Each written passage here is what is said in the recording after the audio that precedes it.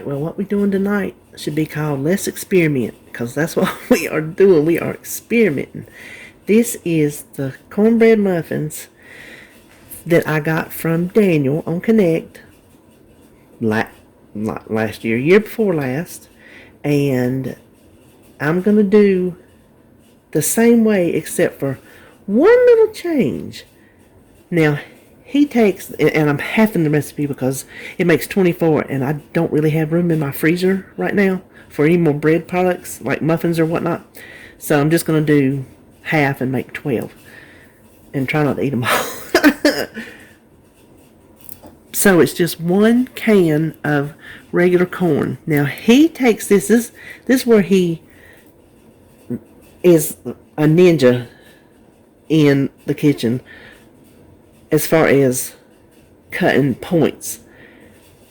Instead of cream corn, he just figured out he could run regular corn through the food processor, turn it into cream corn, and use that. So that's what he did. Well, I have buttermilk on hand that I really want to put in my cornbread, but I didn't want to get it too wet to where it wouldn't bake. So I come up with the plan to replace the corn water with buttermilk. So that is our experiment. So the first thing we're going to do is drain the corn so we can see how much buttermilk we need. So let me go ahead and dump this, just a regular food processor. Put that in there. Now let me see how much liquid we got. That is 2/3 cup. So I'm going to dump out that corn water. I don't have anything to do with it right now. I'm sure there was something I could have done, but let me shake this. This is regular old fat-free buttermilk. I actually got this at Aldi. So we'll take 2/3 cup of that. Now, I'm crossing my fingers. Hold on. I'm crossing my fingers so that it doesn't make too big of a foamy mess. That's the big experiment, really, is that I don't whip it up, that it's just a bunch of milk foam. If it is, guess what? It's like I tell my husband, if I make something that ain't good, I'll say, guess what? He said, we eating it anyway? I said, yeah, we eating it anyway. So, we're just going to add the buttermilk to the corn. Where is my lid? Oh. Now, you probably won't be able to see the actual, let's see. Okay, I'm going to pause you while I run this, and then I'm going to come back and let you see what it see what it does. Okay, you can see it did not do a big foam on me, so we're good on that deal. Now, we want it to process till it looks like cream corn. So let me look, and then looks pretty darn good.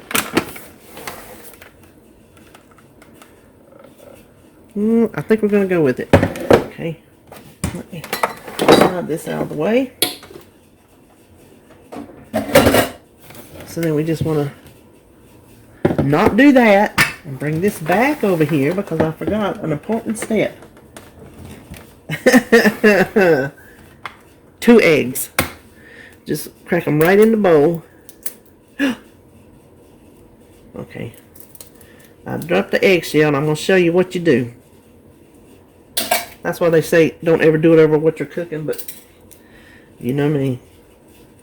Take your eggshell, scoop it down towards that piece of shell that you dropped. I can't see. I can't see.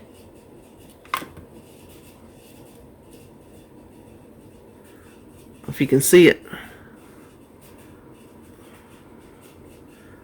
I think that's it. I'm going to scoop again because I can't see down in the corn. But if you take the shell and scoop it, the cracked shell will cling to this and it'll come right out. it does work. I just can't see through this corn color. I think that got it right there. Listen, it's always something, ain't it? Well, I think I see another piece of shell. Y'all gonna fire me. Y'all gonna fire me. That's what my brother says. Anytime something don't act right, you're fired. Now, we're gonna stick this back on, and we only need to do it like 3 times around, because we don't want to foam the egg up. We just want to blend it in. So hold on. Okay, now we cook them with gas. I got so much stuff over in my little spot here. Now we will pour it in our big bowl. Can you see the texture of that? Doesn't that look like cream corn? Looks even more so like cream corn since I'm doing it with the buttermilk. I think this might be an experiment gone right. Maybe. Let's see. Let me come in front of you. Hold on a minute.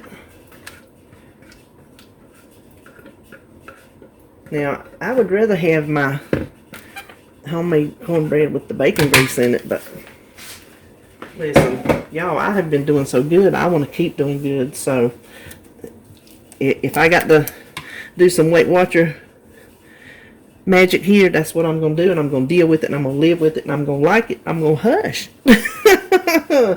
Now, the next thing we need is, oh, and I made a mess. 2/3 cup of masa harina, which is the instant corn flour.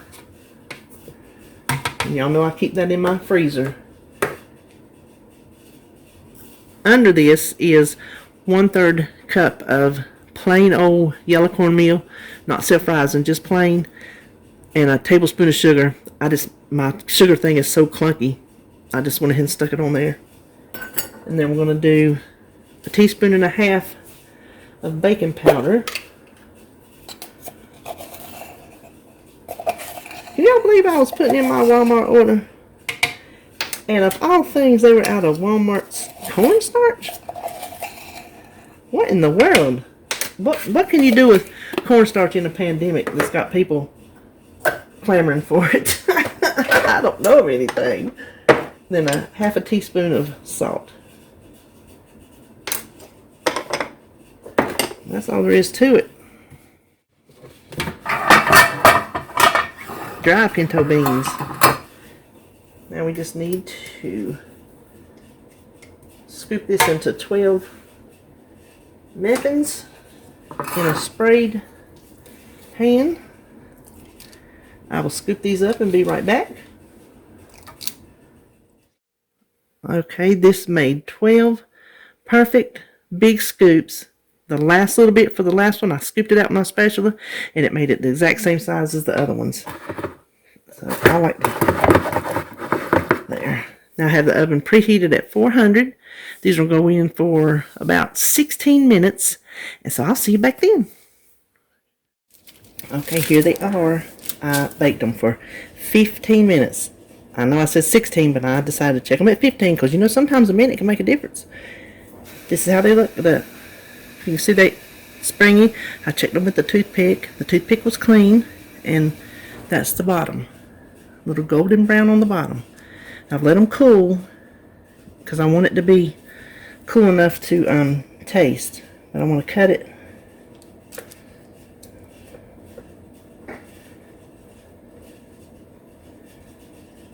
And y'all, I'm a little distraught. I'm supposed to have greens. I thought I had greens in the freezer. I do not. So now we're having broccoli. Nobody eats broccoli with pinto beans and taters. I do tonight, I guess. So there is the inside. It's a little bit too hot to taste. But you can see it's a nice texture. So let me let this cool off enough to taste it, and I'll come back and give you my verdict with the buttermilk. All right. Now, I can tell a difference between the way I used to make them. Every time I made them the way the recipe is written. And the only thing I changed this time was I halved it and I used the buttermilk. That was the only two things I changed. I can taste the difference in the flavor of it. There is more of a cornbread flavor this way than before. There's just a richness to it. Now it's moist. It is not crumbly or dry. If you want crumbly or dry, don't make this. It's not wet as in batter. It's just very moist. It's a very, very good substitute for a high-fat, high-point piece of cornbread. Alright, well there you have it. I have cornbread to go with my pinto beans and I'm so excited about it. Now I got to get off here and start my taters. And I will talk to y'all later.